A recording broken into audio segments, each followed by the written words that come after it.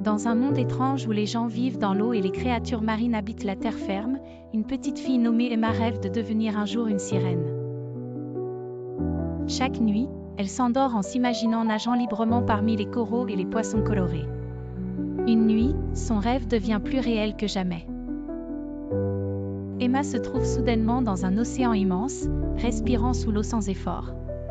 Autour d'elle, les autres humains nagent de manière gracieuse, construisant leurs maisons dans des récifs coralliens et conversant avec des dauphins intelligents. Cependant, en regardant au-dessus de la surface, elle voit d'étranges créatures marines errant sur la terre. Les méduses flottent maladroitement, les poissons-lunes sautillent péniblement sur le sable, et les baleines semblent totalement hors de leur élément. L'étrangeté de la situation commence à troubler Emma. Elle réalise que la vie marine, bien qu'exotique et fascinante, est bien plus adaptée à l'océan. La beauté des créatures marines est gâchée par leur malaise visible sur la terre ferme. Emma tente de parler à une pieuvre géante qui lui explique combien il est difficile de vivre loin de l'eau, comment chaque respiration est un effort colossal.